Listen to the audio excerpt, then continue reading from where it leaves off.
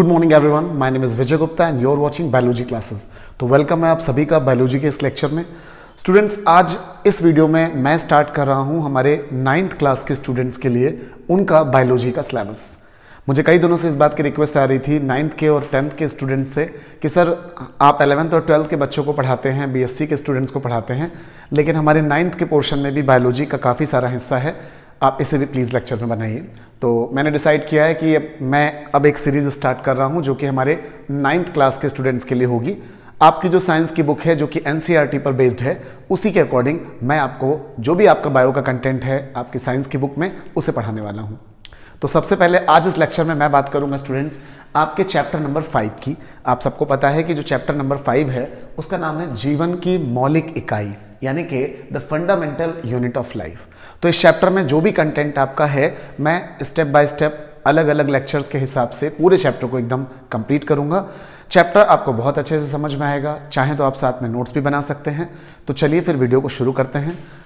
सबसे पहले इस फंडामेंटल यूनिट को स्टार्ट करने से पहले 2-4 बेसिक बातें मैं आपको बायोलॉजी की बताना चाहूँगा, क्योंकि 9th के स्टूडेंट्स के लिए मेरा ये पहला लेक्चर हो रहा है। तो स्टूडेंट, सबसे पहले आपको ये पता होना चाहिए कि जो बायोलॉजी है ये कहाँ से आई और इसका मतलब क्या होता है। तो आपको बता दूं कि जो बायोलॉजी शब्द है एक्चुअली इसमें 2 शब्द होते हैं। तो बहुत ही बेसिक सी बात है कि जो बायो शब्द होता है, बायोलॉजी शब्द होता है, तो ये आपने देखा बायोलॉजी, और इसमें एक्चुअली 2 शब्द है बच्चों। पहला है बायोस और दूसरा होता है लॉगस। बायोस का मतलब होता है लाइफ, और आपको पता है कि लाइफ माने जीवन, और लॉगस का मतलब होता है स्टडी। स्टडी का मतलब क्या होता है? अध्ययन। यानी कि अगर मैं हिंदी में कहूं तो जीवन का अध्ययन, और जीवन के अध्ययन को हम कहते हैं बायोलॉजी या जीव विज्ञान। तो सिंपल सी बात हो गई, आपको बायोलॉजी शब्द का मतलब बताया गया है कि बायोलॉजी शब्द 2 शब्दों से मिलकर बना है, बायोस और लॉगस। ये जो भाषा होती है ये ग्रीक और जर्मन के शब्द होते हैं। हमारी बायोलॉजी में ग्रीक, जर्मन, लैटिन के शब्द आपको मिलेंगे। इंग्लिश में बायोस का मतलब लाइफ, लॉगस का मतलब स्टडी, हिंदी में जीवन का अध्ययन, यानी जीवन के अध्ययन को हम क्या कहते हैं? जीव विज्ञान कहते हैं। ये आपको पता होना चाहिए। अगली बात इसके बारे में आपको पता क्या होनी चाहिए कि अगर आपसे कोई पूछता है कि बायोलॉजी है क्या, व्हाट इज द डेफिनेशन, परिभाषा क्या होगी, तो आप सबको पता है कि हम बायोलॉजी को साइंस में पढ़ रहे हैं। तो साइंस में हम लोग को 3 चीजें पढ़ाई जाती हैं। कौन सी? फिजिक्स, केमिस्ट्री और बायोलॉजी। तो हम देख सकते हैं कि जो बायोलॉजी है वो विज्ञान की एक शाखा है, और बायोलॉजी में आपको पता है किसके बारे में पढ़ा जाता है? प्लांट्स और एनिमल्स के बारे में। तो बस परिभाषा बन गई आपकी कि विज्ञान की वह शाखा, द ब्रांच ऑफ साइंस, विज्ञान की वह शाखा जिसके अंतर्गत हम पौधों और जंतुओं का अध्ययन करते हैं, उसे हम जीव विज्ञान कहते हैं।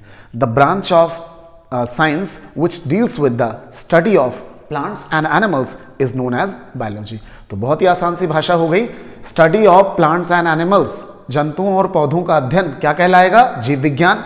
और ये किसकी शाखा होती है? विज्ञान की शाखा होती है। तो जब भी नेक्स्ट टाइम कोई आपसे पूछता है कि बायोलॉजी क्या है, आप क्या पढ़ रहे हो, कौन सा सब्जेक्ट पढ़ रहे हो, तो आप बता सकते हैं कि विज्ञान की वह शाखा जिसमें हम पौधों और जंतुओं का अध्ययन करते हैं उसे हम जीव विज्ञान कहते हैं। इंग्लिश में the branch of science which deals with the study of plants and animals is known as biology. तो बायोलॉजी की बहुत ही सरल सी डेफिनेशन आपने समझ ली। तो ये बहुत ही बेसिक सी बात थी। एक बेसिक बात आपको मैं और बताऊंगा कि बायोलॉजी के जनक कौन थे, ये आपको जरूर पता होना चाहिए बायोलॉजी पढ़ते समय।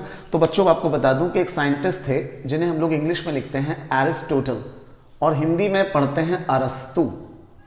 तो अरस्तु जो हैं उन्हें जीव विज्ञान का जनक या फादर ऑफ बायोलॉजी माना जाता है। क्यों? क्योंकि अरस्तु पहले ऐसे व्यक्ति थे जिन्होंने जंतुओं का वर्गीकरण, क्लासिफिकेशन ऑफ एनिमल दिया। ये क्या होता है आगे इसके बारे में भी जानेंगे हम लोग आगे के चैप्टर्स में। अभी के लिए सिर्फ आप इतना याद कर लें, अगर आपसे कोई पूछता है कि फादर ऑफ बायोलॉजी कौन है, जीव विज्ञान के जनक कौन है, तो आप बताएंगे अरस्तु या एरिस्टोटल। ओके, तो ये कुछ बेसिक सी बातें थी। अब हम आपके चैप्टर पर आते हैं जो कि है हमारा फंडामेंटल यूनिट ऑफ लाइफ, यानी कि जीवन की मौलिक इकाई। तो स्टूडेंट्स, इस चैप्टर में हम क्या पढ़ने वाले हैं? मैं कोशिश करूंगा कि 3 से 4 लेक्चर्स में आपका ये पूरा चैप्टर कवर कर दूं। ज़्यादा वीडियो बड़ा भी नहीं होना चाहिए, नहीं तो आप उसे देखकर बोर होने लग जाएंगे, और सारा कंटेंट भी हमारा एग्जाम का कवर हो जाना चाहिए। एक बात मैं और आपसे कहना चाहूँगा कि अभी 9th के लेवल पे जब आप इन सब बातों को बहुत अच्छे से समझ लेंगे, तो आगे आपको बता दूं कि जब 11th 12th में जब आप पहुंचोगे स्टूडेंट्स, तो यही सारे टॉपिक्स काफ़ी डिटेल में होकर आते हैं। अगर आपके पास यहीं से अच्छा बेसिक नॉलेज होगा तो आगे चीज़ों को समझने में आपको बहुत ही आसानी होगी। तो चलिए शुरू करते हैं। इस चैप्टर में हम आज क्या क्या कवर करने वाले हैं, यहाँ पर 3 पॉइंट्स मैंने लिख रखे हैं। सबसे पहले, सजीव किससे बने होते हैं, what are living organisms are made up of. Second question हम कवर करेंगे कोशिका क्या होती है, व्हाट इज सेल। और थर्ड क्वेश्चन हम करेंगे कोशिका की खोज किसने की, कौन कौन से वैज्ञानिक थे, उनका क्या योगदान था। ये सारी बातें आज इस वीडियो में हम करने जा रहे हैं। तो हम शुरू करते हैं, सजीव किससे बने होते हैं। तो आप सबको पता है कि जैसे एक मकान में जहां आप बैठे होंगे वहां पर आप देख पा रहे होंगे कि पूरा मकान दीवारों से बना है और दीवारें बनी हुई हैं ईंटों से।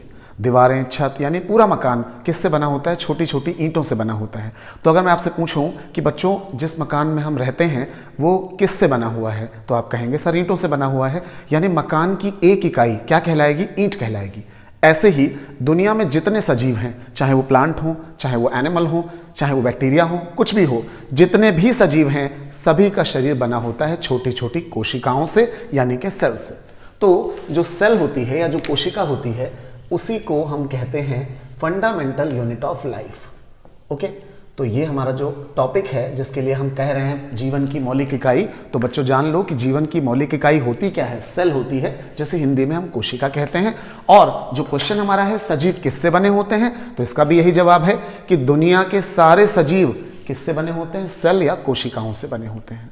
अब कुछ ऐसे सजीव मिलेंगे आपको जिनके शरीर में केवल एक कोशिका होती है, जैसे अमीबा, पैरामीशियम, जिनके चित्र आप स्क्रीन पर देख पा रहे होंगे।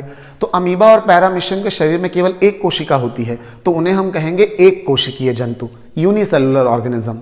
और कुछ जो बड़े जंतु हैं जैसे हम लोग हैं, अन्य जंतुओं को देखें, शेर, चीता, बाघ, हाथी, पौधों को देखें, आम, नीम, पीपल, बरगद, ये सभी सजीव हैं और सबके शरीर में बहुत सारी कोशिकाएं हैं, तो इनको हम क्या कह देंगे, बहुकोशिकीय। तो कोशिका के आधार पर जंतु मैंने आपको कितने टाइप के बताए, 2 टाइप के जंतु आप समझ लें। ऐसे जीव जिनके शरीर में केवल एक कोशिका होती है उन्हें हम क्या कहते हैं, यूनिसेलुलर। हिंदी में क्या बोलेंगे, एक कोशिकीय। और बच्चों इंग्लिश को आप अभी से साथ में लेकर चलेंगे तो आपको आगे कोई समस्या नहीं आएगी, क्योंकि आगे सब कुछ आपको इंग्लिश में ही पढ़ना होता है। तो एक कोशिकीय, यूनिसेलुलर। और जिनके शरीर में एक से ज्यादा कोशिकाएं होती हैं, बहुत सारी कोशिकाएं होती हैं, उनको कहते हैं मल्टी सेलुलर। यूनि का मतलब एक होता है और मल्टी का मतलब बहुत सारे, तो आप उन्हें क्या कहोगे, बहुकोशिकीय। अब मैं अगर आपसे पूछता हूं कि बताइए एक कोशिकीय कोई एक जंतु का नाम बताइए, तो मैंने आपको अभी एग्जाम्पल बताया अमीबा। अमीबा क्या होता है, एक कोशिकीय जंतु है। और अगर यहीं पर मैं कहूं कोई बहुकोशिकीय जंतु, तो मनुष्य आप बता सकते हैं, ह्यूमन। हम लोग कैसे हैं, बहुकोशिकीय जंतु हैं, मानव। तो एक कोशिकीय जंतु जिनके शरीर में एक कोशिका होगी, यूनिसेलुलर। और बहुकोशिकीय जंतु कौन होते हैं, जिनके शरीर में बहुत सारी कोशिकाएं होंगी। तो पहले सवाल का जवाब आपको मिल गया होगा कि सभी सजीवों का शरीर किससे बना होता है। तो सिंपल सा जवाब है कि सभी सजीवों का शरीर छोटी छोटी कोशिकाओं से बना होता है। अगर कोशिका एक है तो जंतु एक कोशिकीय, और अगर कोशिकाएं बहुत सारी हैं तो जंतु बहुकोशिकीय या मल्टीसेलुलर कहलाता है। अब आ जाइए दूसरे क्वेश्चन पर कि कोशिका होती क्या है। तो बच्चों आपको बता दूं कि जब मैंने अभी बताया कि कोशिका शरीर की सबसे छोटी इकाई है। जैसे एक मकान की इकाई मैंने आपको ईंट बताई, वैसे ही शरीर की इकाई क्या होती है, कोशिका होती है। अब इसको थोड़ा समझ लेते हैं इस कॉन्सेप्ट को। सपोज करिए कि ये कोई कोशिका है, ठीक, ये एक कोशिका हमने बना दी, और इस एक कोशिका के अंदर एक छोटा सा एक गोलाकार रचना भी होती है, इसको कहते हैं केंद्रक। तो ये बच्चों हो गई कोशिका, इंग्लिश में आपने क्या कहा, सेल। अब एक कोशिका से तो हमारा शरीर बनेगा नहीं, हमारे शरीर में तो बहुत सारी कोशिकाएं हैं। तो होता क्या है कि कोशिकाएं कई सारी इकट्ठी होती हैं। तो एक कोशिका, 2 कोशिका, 3, 4, 5, 6, और इस तरीके से आप देख पा रहे हैं कोशिकाओं का पूरा एक ग्रुप तैयार हो गया, कोशिकाओं का एक समूह तैयार हो गया। और हर कोशिका के अंदर मैंने एक केंद्र भी बना दिया। कोशिकाओं के इस समूह को बच्चों कहते हैं ऊतक। ऊतक का मतलब होता है टिश्यू। तो ये टिश्यू हो गया।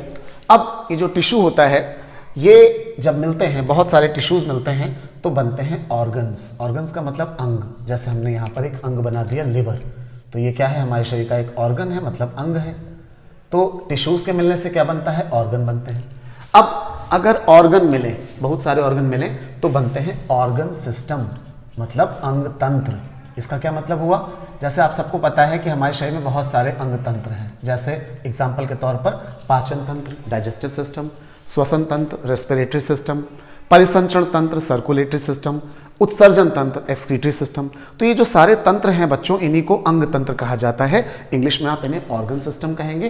तो हमारे शरीर में बहुत सारे अंग तंत्र हैं और वो सब किससे बने होते हैं? अलग अलग अंगों से मिलकर बने होते हैं। जैसे बात करूं पाचन तंत्र की, तो आपको पता है डाइजेस्टिव सिस्टम या पाचन तंत्र में आपने मुंह से शुरुआत की, यहाँ से आए अमाशय आ गया, स्टमक, छोटी आंत स्मॉल इंटेस्टाइन, बड़ी आंत लार्ज इंटेस्टाइन, लिवर यकृत, पेनक्रियाज अग्न्याशय। तो ये सारे अंग हैं ना, और ये सारे अंगों ने मिलकर एक तंत्र बना लिया जिसको हमने कह दिया पाचन तंत्र। तो ऐसे ही हमारे शरीर में कई सारे अंग तंत्र होते हैं और बच्चों जब ये कई सारे अंग तंत्र मिल जाते हैं तब बन जाता है हमारा पूरा शरीर यानी कि बॉडी।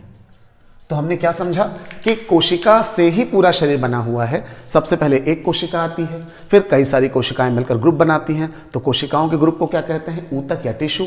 ऊतक के ग्रुप को क्या कहते हैं? ऑर्गन या फिर अंग। अंगों के समूह को क्या कहते हैं? अंग तंत्र। अब जब कई सारे अंग तंत्र मिल जाते हैं तो शरीर का निर्माण हमारे पूरा हो जाता है।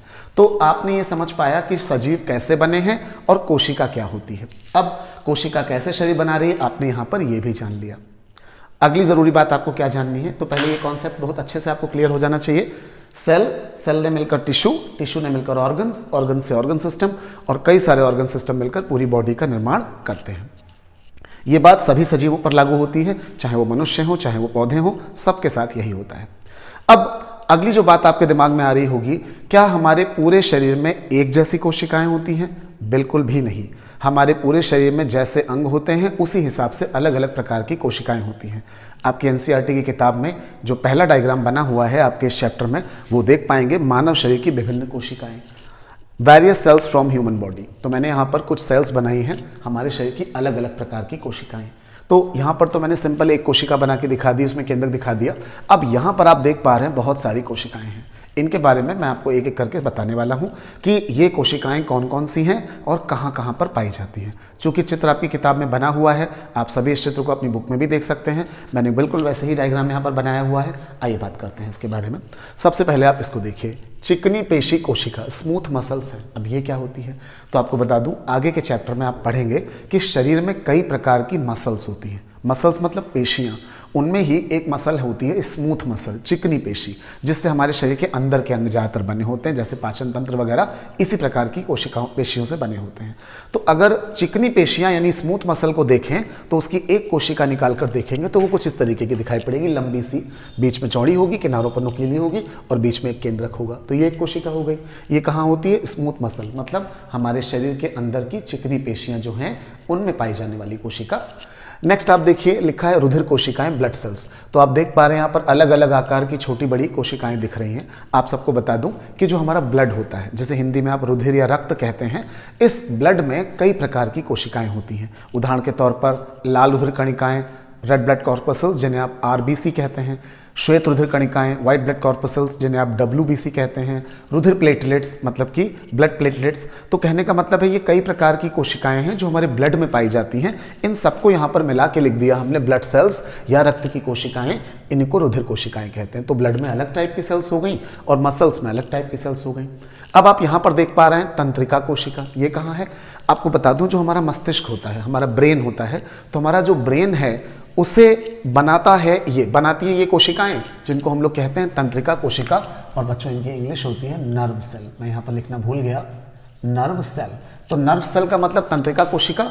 हमारे शरीर के अंदर हमारा ब्रेन और हमारे ब्रेन से जो तंत्रिकाएं निकलती हैं, न्यूरॉन्स, और पूरी बॉडी में जो सिस्टम फैला है जैसे तंत्रिका तंत्र या नर्वस सिस्टम कहते हैं, वो किससे बना होता है? तंत्रिका कोशिकाओं से। इसके बारे में भी आगे आप पढ़ेंगे आगे की क्लासेस में।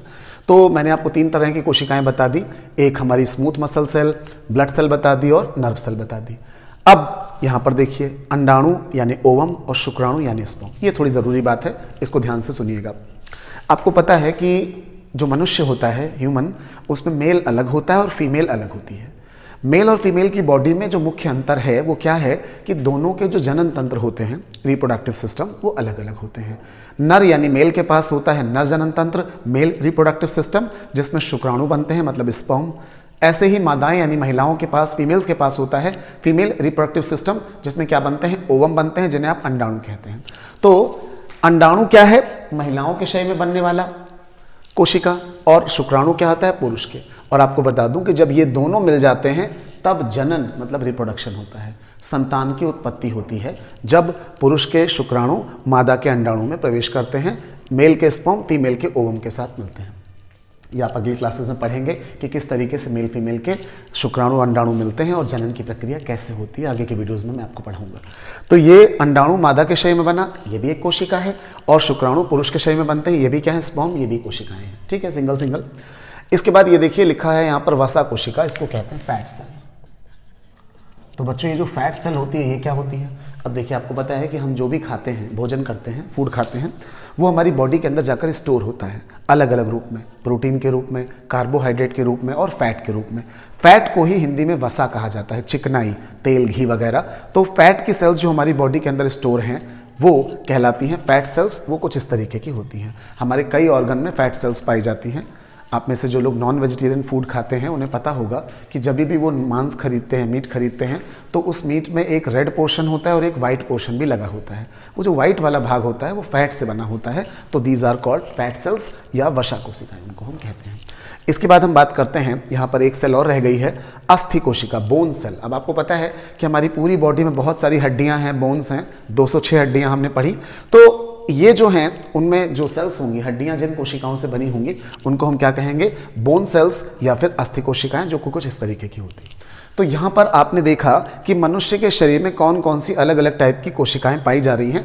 एक बार नाम रिपीट कर देता हूँ, स्मूथ मसल सेल, चिकनी पेशी कोशिकाएं, ब्लड सेल्स, रुधिर कोशिकाएं, तंत्रिका कोशिका यानी नर्व सेल, वसा कोशिका यानी फैट सेल, शुक्राणु यानी स्पर्म, अंडाणु यानी ओवम, और अस्थि कोशिका मतलब बोन सेल। तो ये आपका चित्र मैंने पूरा एक्सप्लेन कर दिया, जो कि आपके पेज नंबर 1 या 2 पर बना हुआ है। और ये पूरा कॉन्सेप्ट भी आई होप आपको क्लियर हो गया होगा। तो हमने यहाँ पर आज ये जाना कि सजीव किससे बने होते हैं। आपने सीख लिया कोशिकाओं से बने होते हैं। कोशिका क्या होती है? अब इसके लिए एक परिभाषा आपके पास होनी चाहिए कि कोशिका होती क्या है। अगर आपको एक लाइन में बताना हो कि कोशिका क्या है, तो मैं एक परिभाषा यहाँ पे लिख रहा हूँ, आप इसे मेरे साथ ज़रूर नोट कर लें। इसे हिंदी और इंग्लिश दोनों में हम बताएंगे आपको, ताकि आप समझ पाएँ। कोशिका सभी जीवधारियों के शरीर की सबसे छोटी इकाई कहलाती है। कोशिका सभी जीवधारियों के शरीर की सबसे छोटी इकाई कहलाती है। इसे इंग्लिश में क्या लिखेंगे हम लोग? सेल इज द स्मॉलेस्ट माने सबसे छोटा, unit of body in all the living organisms. तो कोशिका क्या हो गई? सभी जीवधारियों के शरीर की सबसे छोटी इकाई। अगर आपसे कोई पूछता है व्हाट इज सेल, तो आप कहेंगे cell is the smallest unit of all living being, या कोशिका सभी जीवधारियों के शरीर की सबसे छोटी इकाई है। अब इसमें हम 2 वर्ड और जोड़ेंगे ताकि परिभाषा एकदम कंप्लीट हो जाए। 2 वर्ड क्या होंगे? आपको कहना है कोशिका सभी जीवधारियों की शरीर की संरचनात्मक, स्ट्रक्चरल तथा क्रियात्मक इकाई है। अब ये 2 शब्द हमने ऐड किए हैं, इनका क्या मतलब है हम आपको अभी एक्सप्लेन करते हैं। आप ध्यान से सुनिएगा। आपने अभी अभी क्या पढ़ा कि कोशिका सभी जीवधारियों के शरीर की सबसे छोटी इकाई होती है। अब क्या कह रहा हूं मैं कि कोशिका सभी जीवधारियों के शरीर की संरचनात्मक और क्रियात्मक इकाई होती है। इसका मतलब जरा समझिएगा। आप सपोज करिए कि मैं आपको एक एनिमल दिखाता हूं। जैसे आप इसे देखिए, ये एक एनिमल है, आप सबने नाम सुना होगा स्टारफिश, यहाँ पर लिखा भी है स्टारफिश। तो ये समुद्र में रहने वाला एक छोटा सा जीव है। ओके, अब ये जो स्टारफिश है, इसके पूरे शरीर की संरचना किससे बनी होगी? कोशिकाओं से। तो कोशिका शरीर की संरचनात्मक इकाई हो गई। इसके शरीर में जितनी क्रियाएं हो रही हैं वो भी कहाँ पूरी हो रही हैं? कोशिका के अंदर पूरी हो रही हैं। तो शरीर की क्रियात्मक इकाई भी कौन सी हो गई? कोशिका हो गई। अब इसे अपने बिहाफ पर समझिए। हमारे पूरे शरीर की संरचना किससे बनी है? कोशिकाओं से। तो हमारे शरीर की संरचनात्मक इकाई क्या हो गई? कोशिका। ऐसे ही हमारे शरीर की सारी क्रियाएं कहाँ हो रही हैं? कोशिका के अंदर हो रही हैं। और इस प्रकार से कोशिका हमारे शरीर की क्रियाएं भी जब पूरी कर रही है तो क्रियात्मक इकाई हो गई। तो स्ट्रक्चर बनी है कोशिका से तो स्ट्रक्चरल यूनिट, और फंक्शन भी कोशिका में हो रहे हैं तो फंक्शनल यूनिट। तो cell is the structural and functional unit of all living being. कोशिका सभी जीवधारियों की संरचनात्मक और क्रियात्मक इकाई होती है। ये कोशिका की स्टैंडर्ड डेफिनेशन है जो आपको एग्जाम में लिखनी है। तो मेरे साथ में नोट भी कर लें आप कि कोशिका सभी जीवधारियों के शरीर की संरचनात्मक एवं क्रियात्मक इकाई कहलाती है। अब इसके बाद हम बात करेंगे कि कोशिका की खोज कैसे हुई, किसने की, कौन से वो वैज्ञानिक थे, इसके बारे में। अब हम बात करते हैं कोशिका की खोज, जो कि इस वीडियो का हमारा लास्ट टॉपिक है। कोशिका की खोज किसने की? तो आपको बता दूं, यहां पर दो वैज्ञानिकों के नाम आपको याद करने पड़ेंगे। सबसे पहला नाम है रॉबर्ट हुक का। तो रॉबर्ट हुक एक वैज्ञानिक थे जिन्होंने 1665 में कोशिका की खोज की। अब कैसे खोज हुई, आइए बात करते हैं। तो आपको बता दूं कि जो रॉबर्ट हुक थे बच्चों, इन्होंने क्या किया, इन्होंने बोतल के ढक्कन से कॉर्क को निकाला। आपको बता दूं, पुराने समय में कांच की जो बोतलें थी उनके ऊपर कॉर्क के ढक्कन लगते थे क्योंकि प्लास्टिक नहीं चलती थी। तो कॉर्क के ढक्कन की इन्होंने एक पतली सी लेयर काटी, एक झिल्ली काटी। आज भी हम कॉर्क की क्रिकेट बॉल यूज करते हैं। तो कॉर्क की जो झिल्ली इन्होंने काटी, उसको इन्होंने अपने द्वारा बनाए गए एक माइक्रोस्कोप, सूक्ष्मदर्शी से देखा। तो उन्हें उसमें छोटे छोटे मधुमक्खी के छत्ते के जैसे कमरे दिखाई पड़े और इन कमरों को इन्होंने नाम दिया सेल, यानी कि कोशिका। तो इस तरीके से कोशिका की खोज हो गई।